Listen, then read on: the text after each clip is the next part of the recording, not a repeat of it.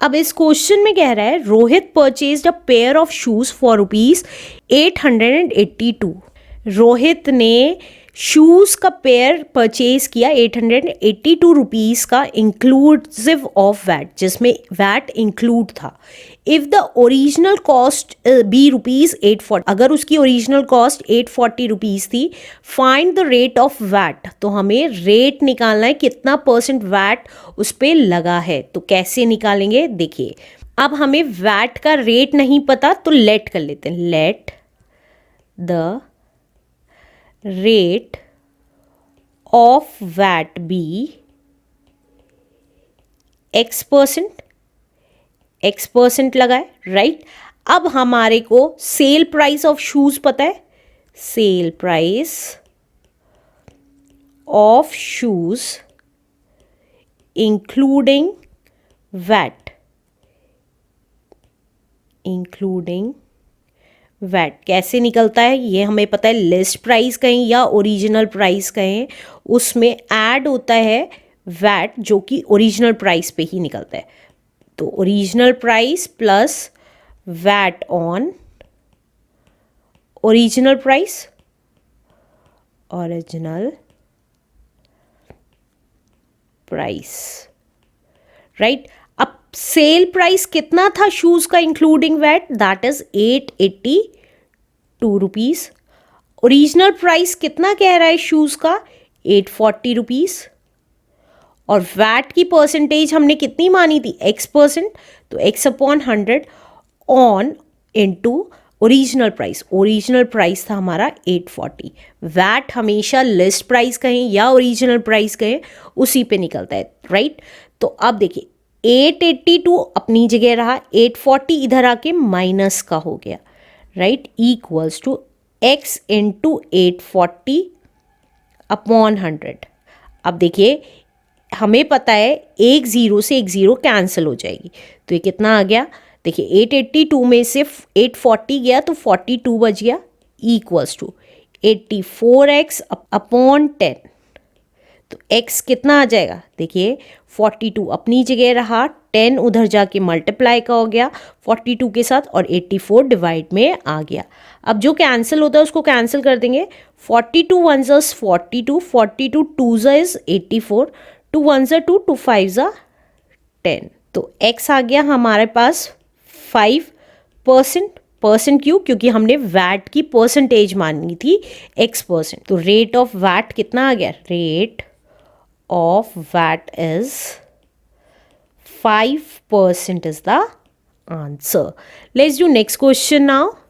इस क्वेश्चन में कह रहा है मालती बॉट अ VCR। मालती एक VCR लाई फॉर ₹19,980 इंक्लूडिंग वैट। 19,980 रुपीज़ का लाई जिसमें वैट इंक्लूड था। If the original price of VCR be ₹18,500, अगर ओरिजिनल प्राइस VCR का 18,500 है तो हमें रेट ऑफ वैट निकालना है। अब रेट ऑफ वैट नहीं दे रखा है तो लेट कर लेंगे। Again let the rate of VAT be X% है, राइट। अब हमारा सेल प्राइस कैसे निकलता था, sale price of VCR including VAT कैसे निकलेगा देखिए, जो हमारा ओरिजिनल प्राइस था, ओरिजिनल प्राइस,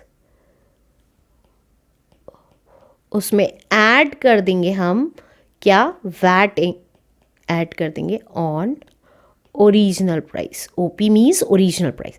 अब सेल प्राइस कितना था VCR का वैट के इंक्लूड करके, दैट इज 19,980 रुपीज़ का।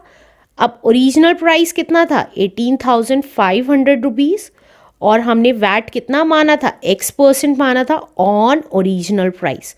ओरिजिनल प्राइस था 18,500।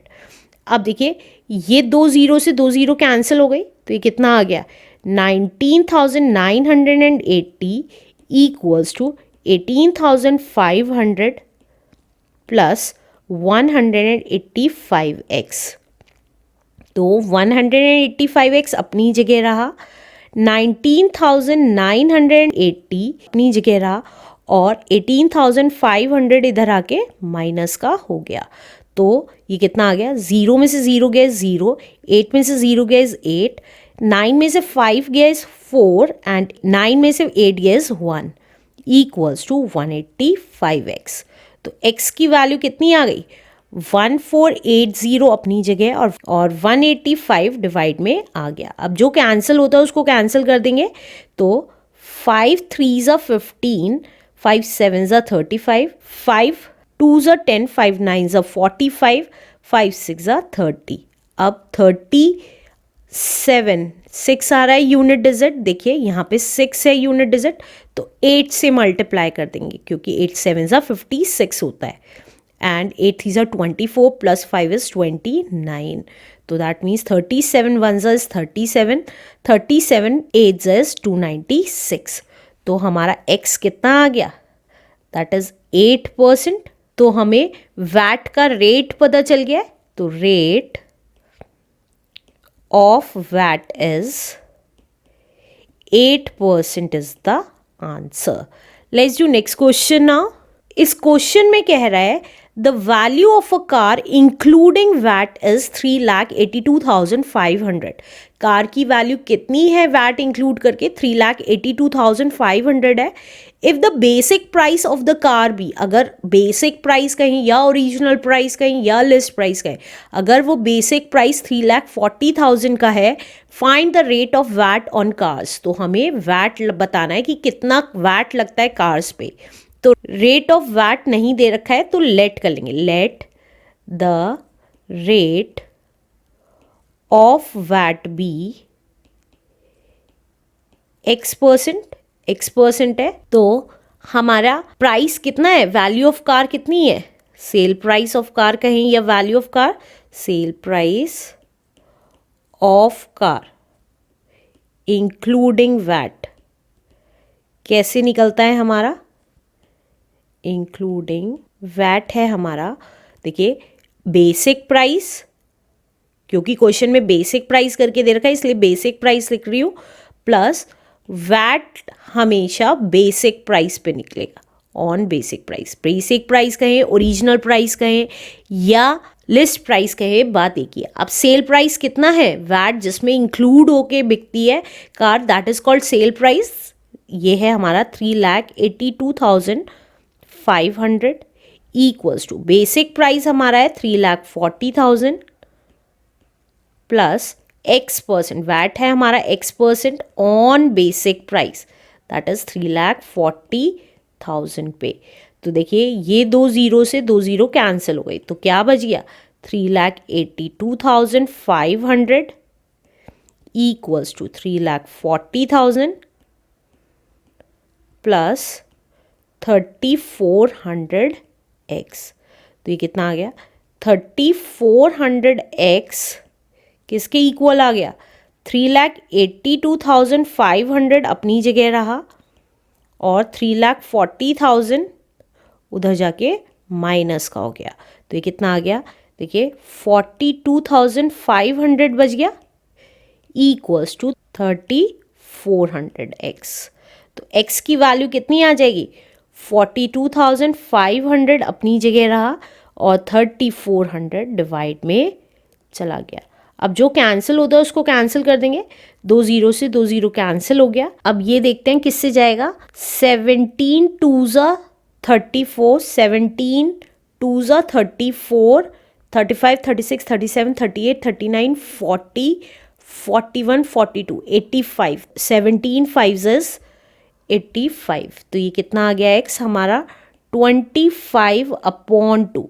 अब क्योंकि ये इम्प्रॉपर फ्रैक्शन है तो हम इसको मिक्स फ्रैक्शन में चेंज कर देंगे, 25 को 2 से डिवाइड करके, 2 1s are 2, 5 उतारा, 2 2s are 4, 1 बच गया।